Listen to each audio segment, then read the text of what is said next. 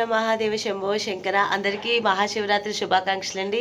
So ఇంట్లో పూజ మొత్తం కూడా కంప్లీట్ అయిపోయింది. సో పూజ ఎలా కంప్లీట్ అయిందో ఈరోజు నేను మీతో చూపిస్తాను, ఒకసారి చూసేయండి. టైం వచ్చేసి కరెక్ట్గా 11:30 అవుతుంది. సో అందరికీ నమస్తే అండి. సో చూస్తున్నారు కదా, మొత్తం పీఠకం అయితే ఈ విధంగా శివైది ఏర్పాటు చేసుకున్నాను. ముందుగా వచ్చి పీఠకం మీద స్వామివారి అమ్మవారి పటం అయితే పెట్టుకున్నాను. సో దాంతోపాటు ఇలా లింగాన్ని సెట్ చేసుకున్నాను అనమాట. లింగం పెట్టుకోవడానికి ప్లేస్ కూడా ఎగ్జాక్ట్లీ నాకు ఆ పీఠకం మీదే సరిపోయింది. సో ఇకపోతే మరి దీప నైవేద్యాలతో ఈ విధంగా అయితే మొత్తం అలంకరించుకొని నిండుగా ఆయన్నైతే ఆరాధించుకునేంత శక్తి నాకు ఆ పరమేశ్వరుడు అందించినందుకు ఆయనకి శతకోటి వందనాలండి. మరి అలాగే ఆయన ఆశీర్వాదాలు అందరికీ ఉండాలని కోరుకుంటాను. వీడియో ఎక్కడ స్కిప్ చేయకుండా చివరి వరకు చూసేయండి. నా వీడియో మీకు నచ్చినట్లయితే లైక్ చేయండి, షేర్ చేయండి, కామెంట్ చేయండి, సబ్స్క్రైబ్ చేసుకోండి. సో చూస్తున్నారు కదండి, మొత్తం అన్ని రకాల పళ్ళ రసాలతోటి ఈ విధంగా అయితే జ్యూస్ చేసుకున్నాను. దాంతోపాటు రుద్రాభిషేకం కావాల్సినవి, పంచామృత అభిషేకం కావాల్సినవి కూడా. ముందుగా వచ్చేసి ఆ పరమశివుడికి బాగా ఇష్టమైనది, అన్నిటికన్నా ప్రీతికరమైనవి అభిషేకాలండి. అభిషేకాలు ఏ విధంగా చేసుకున్నానో అలాగే వేటితో చేసుకున్నానో ఇప్పుడు చూసేద్దాం. మొత్తం ఇంటిల్లిపాది కూడా ఈ విధంగా అయితే కూర్చున్నాం పూజలోని. సో బావ వచ్చేసి స్వామివారికి అభిషేకం అయితే స్టార్ట్ చేసేస్తున్నారు. సో నేను అభిషేకం చేసిన ప్రతి వీడియో కూడా మీకు షార్ట్ వీడియోస్ తీసైతే అప్లోడ్ చేశాను. అభిషేకం అలాగే పళ్ళ రసాలతో అభిషేకం, దాంతోపాటు రుద్రాభిషేకం అన్నీ కూడా విడివిడిగా నేను షార్ట్ తీసైతే అప్లోడ్ చేశానండి. తప్పకుండా చూసేయండి. వీడియో లెంత్ ఎక్కువ అవుతుంది అనేసి నేను మొత్తం లెంత్ అయిపోతుంది, వీడియో ల్యాక్ ఎక్కువ అయిపోతుంది అనేసి అందువల్ల తగ్గించి పెట్టాను అనమాట. సో అందువల్ల విడివిడిగా షార్ట్స్ అన్నీ తీసి అప్లోడ్ చేశాను.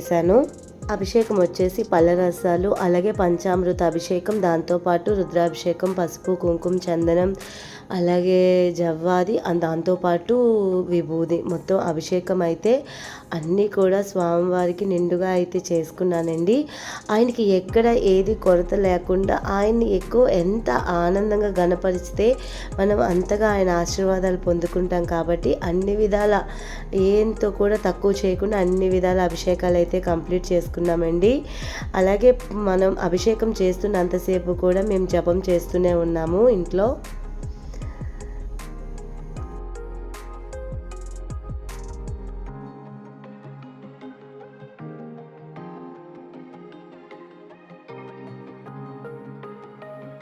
చివరిగా వచ్చి పాలతో అయితే ఇంటిల్లిపాది కూడా అందరము అభిషేకం చేసుకున్నాము.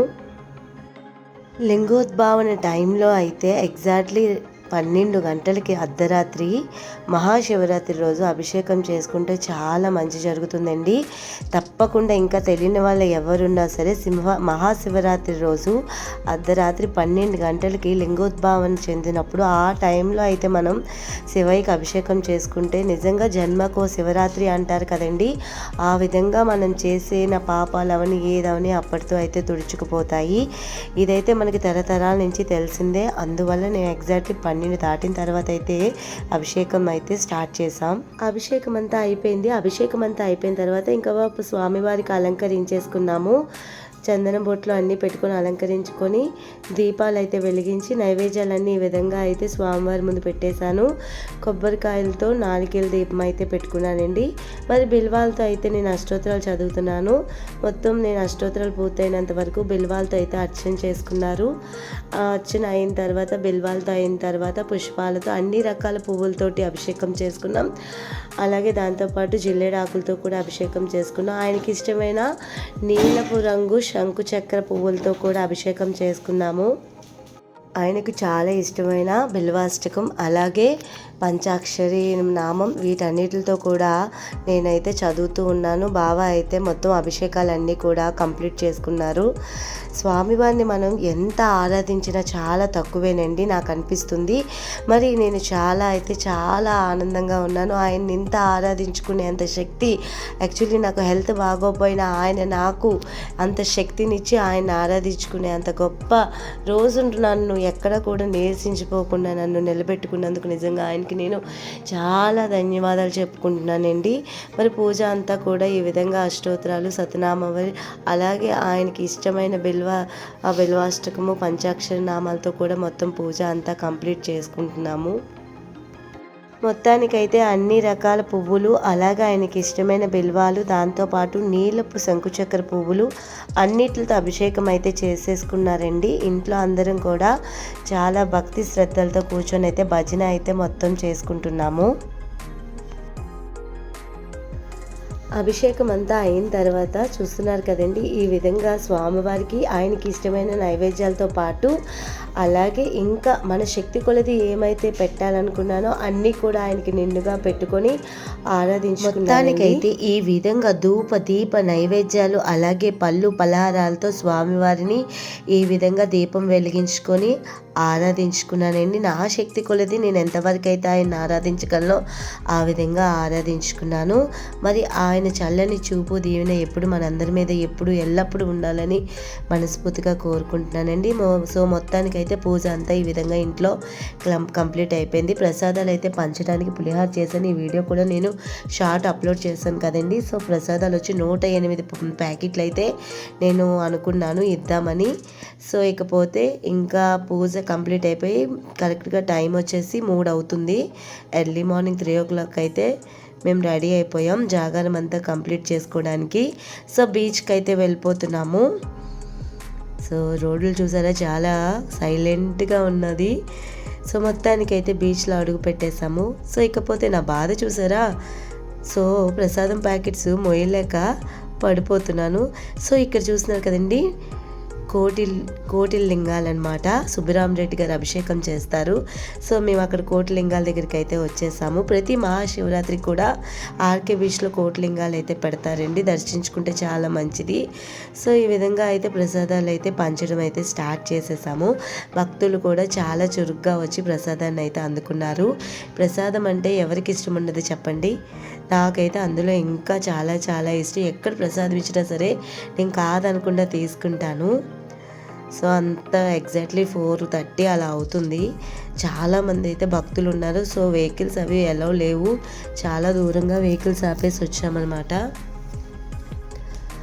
సో లోకల్ నైట్ వచ్చి ఉండిపోయిన వాళ్ళకైతే వెహికల్స్ ఇక్కడ పెట్టుకునే ఆప్షన్ వచ్చింది. సో మాకైతే లేదు, చాలా లోపలికి నడిచి వచ్చాము. ఫుల్ బందోబస్తు కూడా ఉంది, అలాగే చాలా క్రౌడ్ కూడా ఉందన్నమాట. సో చూస్తున్నారు కదా, గౌతమ్, నేను, బబ్బు ముగ్గురం కూడా ప్రసాదం అంతా కూడా పంచేస్తున్నాము.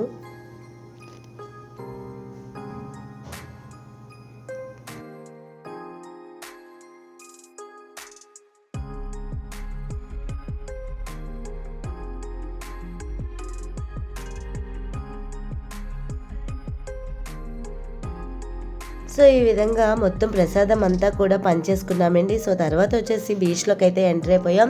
సో అక్కడ వచ్చి కోటిలింగాలు ప్రతి సంవత్సరం కూడా పెడతారు, అది కూడా దర్శించేసుకున్నాము. సో ఇంకా ప్రతి మహాశివరాత్రికి కూడా ఇక్కడ కోటిలింగాలు అయితే ఈ విధంగా ప్రతిష్ఠిస్తారనమాట. అభిషేకాలు కూడా జరుగుతాయి. రాత్రి 12 నుంచి 1 గంట మేబీ జరుగుతూనే ఉంటాయన్నమాట.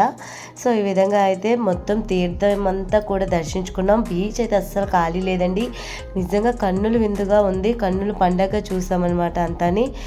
సో అక్కడ జరిగిన పండగ అంతా కూడా నేను వీడియో తీద్దాం అనుకున్నానండి, కానీ బ్యాడ్ లక్, నా ఫోన్లో అప్పటికే చాలా లో బ్యాటరీ అయిపోయింది. సో అందువల్ల నేను అక్కడ ఇలా మొత్తం చూపిస్తున్నాను. జస్ట్ పిక్స్ కూడా తీసుకున్నాము, వీడియో తీసే అంత పవర్ ఛార్జింగ్ అయితే లేకపోయింది. సో మొత్తానికైతే ఈ విధంగా స్వామివారిని అక్కడ ఉన్న కోటిలింగాల్ని దర్శించుకున్నామండి. సో మొత్తానికి భక్తులందరికీ కూడా ప్రసాదం కూడా అందినట్టు వరకు చూసుకున్నాం. నా శక్తి కొలది నేను ఎంతవరకు పంచగలిగానో అంతవరకు పంచగలిగాను తండ్రి. మరి నెక్స్ట్ వచ్చే సంవత్సరం ఇంకొంచెం ఎక్కువగా నేను పంచేంత శక్తిని నిమ్మని ఆ తండ్రిని మనస్ఫూర్తిగా కోరుకున్నాను. మరి ఇలాగే ప్రతి మహాశివరాత్రికి కూడా ప్రతి ఒక్కరింట్లో కూడా 12 గంటల నుంచి లింగోద్భావన సమయంలో తప్పకుండా మెలకువగా ఉండి స్వామివారిని మొక్కితే చాలా మంచి జరుగుతుందండి. డెఫినెట్లీ ప్రతి ఒక్కరూ కూడా ఆచరించి చూడండి. మొత్తానికైతే ఈ విధంగా మహాశివరాత్రి కంప్లీట్ చేసుకున్నాను. నా శక్తి కొలది నేను ఎంత ఆరాధించాలో, అయ్యా నిన్ను ఇంకా ఘనంగా ఆరాధించుకునే శక్తిని నాకు దయచేయని నేనైతే మనస్ఫూర్తిగా కోరుకున్నాను. ఈ సంవత్సరం ఈ విధంగా అయితే మహాశివరాత్రిని కంప్లీట్ చేసుకున్నాను. మరి వచ్చే సంవత్సరం మరింత ఆనందంగా ఆయన్ని ఆరాధించుకునే శక్తి నాకు ఆయన ఇస్తారని నేనైతే గట్టిగా నమ్ముతున్నాను. సో మీ అందరికి కూడా ఆ పరమశివుడు ఆశీస్సులు ఎప్పుడు ఎల్లప్పుడూ ఉండాలని మనస్ఫూర్తిగా కోరుకుంటున్నానండి. సో మరి నా వీడియో మీకు నచ్చినట్టయితే లైక్ చేయండి, షేర్ చేయండి, కామెంట్ చేయండి.